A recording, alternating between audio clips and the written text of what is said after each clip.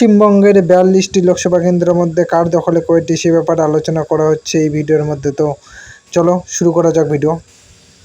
লোকসভা আসনে কে এগিয়ে, বিজেপি নাকি তৃণমূল? কোচবিহার থেকে সম্ভাব্য জয়ী প্রার্থী নিশীথ প্রামাণিক বিজেপি থেকে।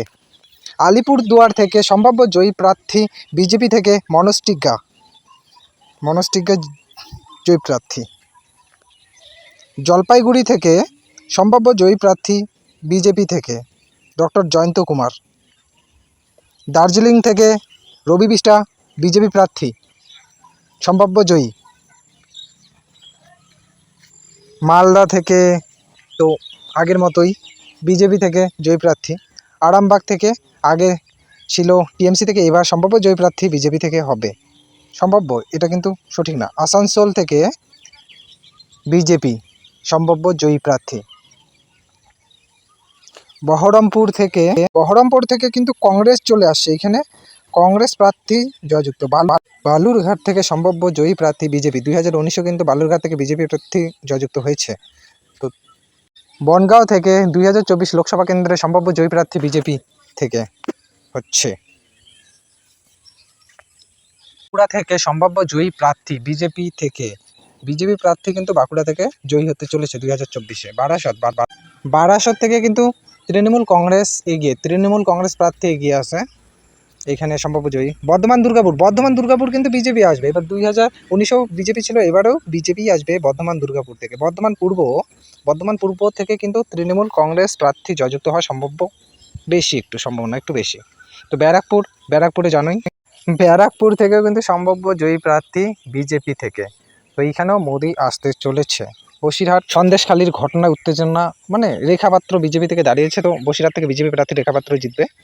বীরভূম থেকে কিন্তু সম্ভাব্য জয়ী প্রার্থী তৃণমূল কংগ্রেস, মানে সম্ভাব্য জয়ী প্রার্থী হচ্ছে তৃণমূল কংগ্রেস থেকে। বিষ্ণুপুর সৌমিত্র খা বিজেপি প্রার্থী জিতবে, এখানে বলার কোনো দরকারই নেই। বোলপুর থেকে এবার কিন্তু একটু চান্স আছে বিজেপি জেতার, তো বিজেপি আসবে বলে মনে হচ্ছে। এবং আমরা দেখব ডায়মন্ড হারবারে কিন্তু এবার হাড্ডাহাড্ডি লড়াই চলতেছে। তবু আমরা এখন দেখবো যে টিএমসির খাতায় এটা ধরে দিলাম। দমদম থেকে কিন্তু তৃণমূল কংগ্রেস, বাট এবার বলা মুশকিল, বিজেপি আসতে পারে। ঘাটাল থেকে দেখো হিরণ আর দেবের মধ্যে তুমুল লড়ালড়ি, তো জিতবে তো বিজেপি থেকে হিরণ। হুগলি থেকে বিজেপি প্রার্থী জিতবে লকেট। হাওড়া থেকে এবার সম্ভাব্য জয়ী প্রার্থী হচ্ছে তৃণমূল কংগ্রেস। যাদবপুর থেকে সিপিএম আসতে পারে অথবা তৃণমূল। জঙ্গিপুর থেকে টিএমসি। জঙ্গিপুর থেকে তৃণমূল প্রার্থী। জয়নগর থেকে তৃণমূল অবশ্যই।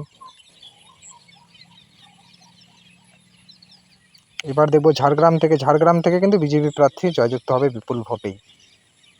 ঝাড়গ্রাম থেকে বিজেপি প্রার্থী। কাঁথি থেকে বিজেপি প্রার্থী 2019-এর মতোই হবে, বিজেপি প্রার্থী জয়যুক্ত হবে। কলকাতা দক্ষিণে বিজেপি আসার প্রবল সম্ভাবনা রয়েছে। কলকাতা উত্তরে তৃণমূলের দমদমাট খুব ভালোই। কৃষ্ণনগর থেকে তৃণমূল প্রার্থী। মালদা দক্ষিণ থেকে হচ্ছে বিজেপি প্রার্থী সম্ভাব্য জয়ী। মালদা উত্তর থেকেও বিজেপি প্রার্থী জয়যুক্ত হবে এবার।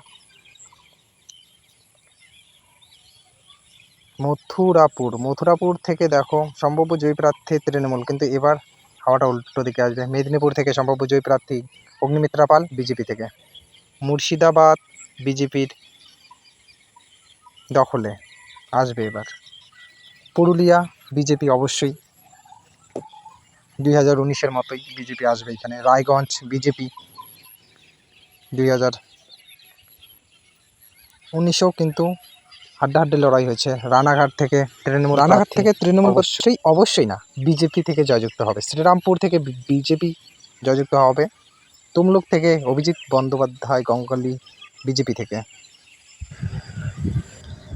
পশ্চিমবঙ্গের মোট 42টি লোকসভা আসনের মধ্যে কয়টি কার দখলে? বিজেপির দখলে দেখো 25টি আসন, তৃণমূলের দখলে 16টি এবং কংগ্রেসের দখলে সর্বমোট 1টি। এটা কিন্তু শুধুমাত্র বুথ ফেরত ভোটারদের অনুকরণে করা হয়েছে। আপনাদের মতে কয়টি কার দখলে কমেন্ট বক্সে জানিও।